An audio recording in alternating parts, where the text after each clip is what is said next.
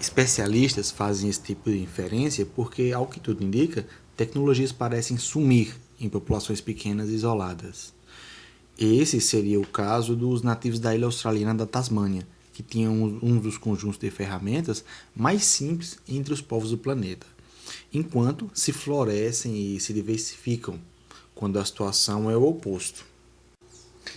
Note que todas as possibilidades mencionadas no parágrafo anterior, em geral, são associadas a grupos que já desenvolveram práticas como a agricultura e a criação de animais.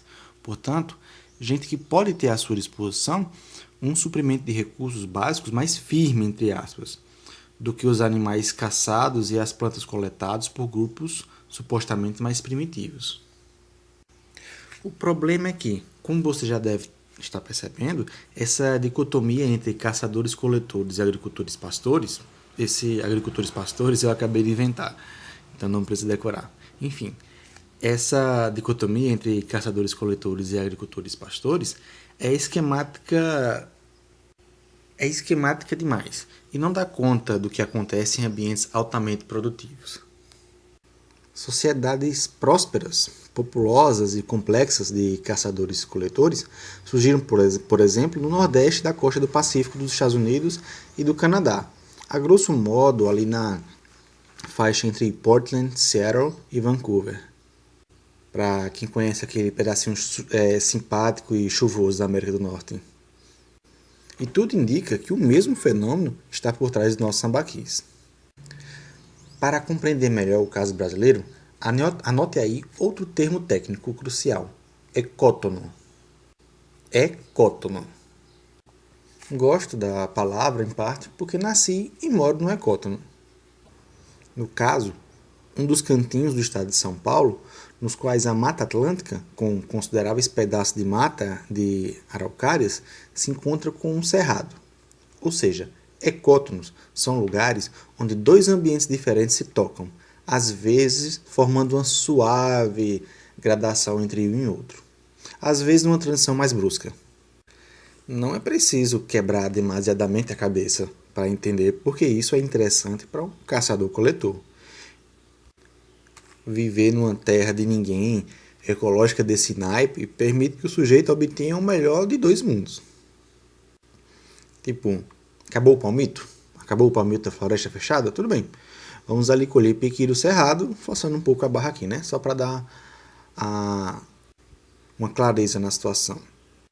Caçadores-coletores são naturalistas por excelência. Tem de ser, já que a sobrevivência depende, em grande medida, do conhecimento detalhado das espécies de animais e vegetais que os circundam. Quando dão a sorte de viver em ecótonos, são capazes de montar uma biblioteca mental incrivelmente variada, das diferentes possibilidades que encontram diante de si.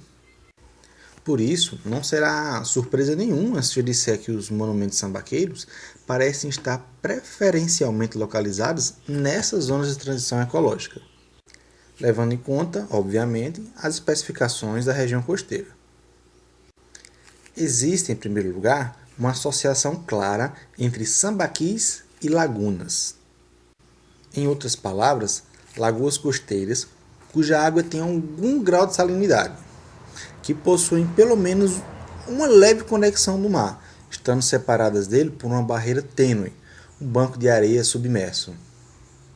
Sabemos que em diversos lugares, essas lagunas hoje são predominantemente de água doce e salobra, mas já tiveram uma ligação mais próxima com o oceano no passado.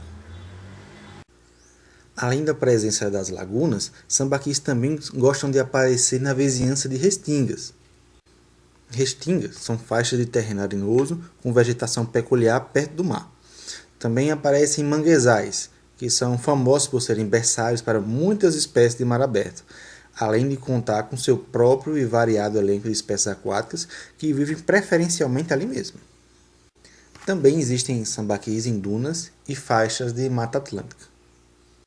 Faz todo sentido, portanto, que os monumentos estejam localizados na interface dessa grande variedade de microambientes.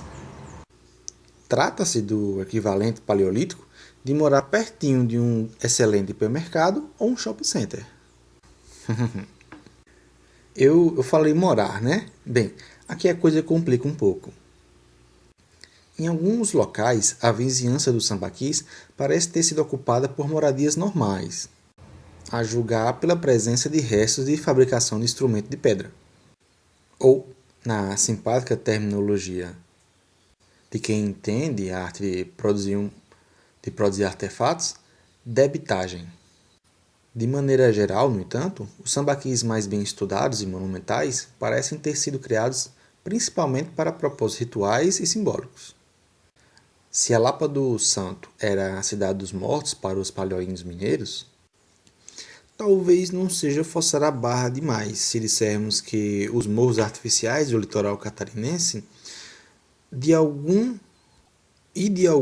outros lugares, podem ser considerados uma versão paleolítica de cemitérios verticais de hoje. Uma maneira grandiosa de eternizar os mortos da cultura sambaqueira. De fato, a sequência impressionante de enterros é a característica mais marcante dos grandes sambaquis. Não sabemos exatamente quando a tradição começou. Como já vimos, os mais antigos monumentos podem ter sumido com a subida do nível do mar, e o caso de Luzio não corresponde a uma analogia perfeita com os sambaquis clássicos. Mas as datações disponíveis começam em torno de 6.000 anos antes do presente e vão até uns 2.000 anos atrás. Acrescente generosas margens de erros nas duas pontas dessas balizas temporais, por gentileza. Alguns desses sambaquis mortuários têm apenas alguns metros de altura, mas muitos são bem maiores, alcançando até 50 metros. Um prédio de mais de 15 andares, se assumirmos que cada andar tem aproximadamente 3 metros de altura.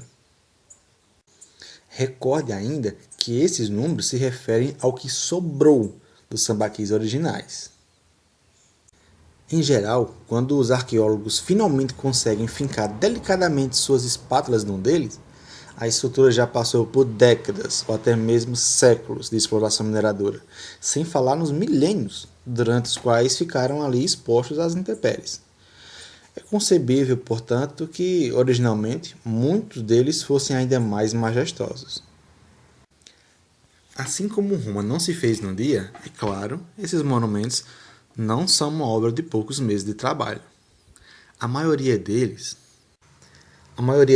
tem uma estratigrafia, ou seja, um conjunto de camadas, a grosso modo, bastante complexa.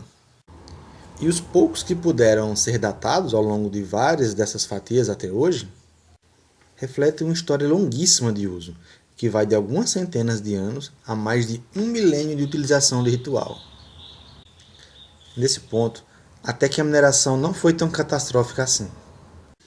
Ao arrancar fatias dos sambaquis, os que destruíram parte desse patrimônio, por vezes, acabaram expondo toda a parte lateral de alguns sítios, permitindo uma análise visual bastante prática da estratigrafia deles. Mais ou menos do mesmo modo que recortar um barranco para cobrir uma estrada, às vezes põe à mostra camadas de rocha com fósseis valiosos. O exemplo mais emblemático da evolução temporal de um sambaqui talvez seja o de Jabuticabeira II, um sítio riquíssimo localizado no município catarinense de Jaguaruna. Abastecidos pela riqueza de pesca e caça da vizinha Lagoa do Camacho, os sambaqueiros ergueram ali um monumento de 8 metros de altura, cobrindo 90.000 metros quadrados. Isso começou a partir dos 2.500 antes do presente. Ao longo de 8 séculos, calcula-se que esse sambaqui tenha se tornado o local de derradeiro descanso de mais de 40.000 corpos humanos. 40.000 corpos humanos. Essa estimativa sugere uma população constante de vários milhares de moradores ali na vizinhança imediata do monumento.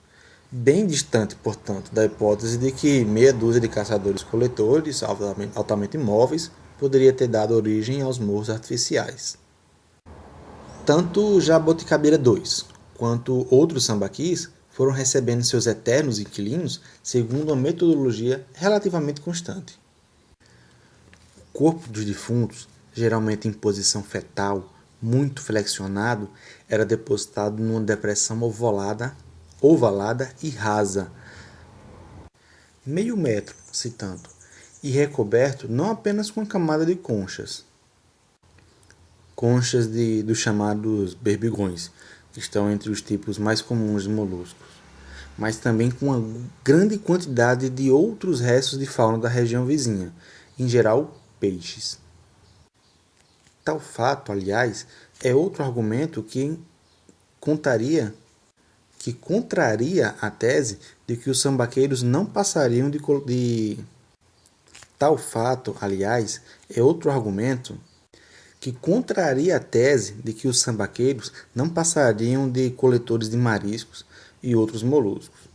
Essa ideia parecia fazer sentido quando eles eram vistos como grupos que basicamente seguiam a lei do menor esforço, alimentando-se de um recurso marinho fácil de obter, mas ao mesmo tempo relativamente pouco abundante e nutritivo, o que forçaria os empilhamentos de conchas à vida em comunidades nanicas, que pudessem sobreviver de maneira frugal. Hoje, por outro lado, sabemos que eles eram pescadores de mão cheia, capturavam tubarões com frequência, por exemplo, transformavam os dentes dessa fera, às vezes em colares, o que obviamente exigia um considerável grau de organização e capacidade de navegação costeira, para não falar da coragem. Mas seu cardápio ia além do pescado. Nos sambaquis ainda há restos de baleias, aves marinhas, golfinhos e espécies puramente terrestres, como tatu e antas. Outra coisa. Nos sambaquis também já foram encontrados ossos de pinguins. Como assim? Lembre-se que até hoje as correntes marinhas, elas arrastam esses bichos amantes do frio rumo ao litoral brasileiro. Então tá explicado. Talvez pareça estranho, achar tamanha bicharada em cima de uma cova rasa, já que era meio metro por aí. Mas é preciso lembrar que, muito provavelmente, estamos falando de festins funerários, ou seja, de banquetes em honra do defunto. A hipótese é reforçada pelo fato que os sepulcros parecem ter sido temporariamente cobertos por certas estruturas, para a guisa de pequenas tendas, cuja presença ficou registrada por buracos de estacas de madeira que foram fincadas ali e depois apodreceram. Hoje restam apenas o buraco. Além de fazer uma lauta refeição em honra ao morto, seus parentes e amigos também parecem ter deixado oferendas de alimento, em geral peixes mesmo, dentro do próprio túmulo, assim como ofertas não comestíveis para aquele que partia rumo aos mares do além. Além de fazer uma lauta refeição em honra ao morto, seus parentes e amigos também parecem ter deixado oferendas de alimento, em geral peixes mesmo, dentro do próprio túmulo, assim como ofertas não comestíveis para aquele que partia rumo aos mares do além. Ficou massa.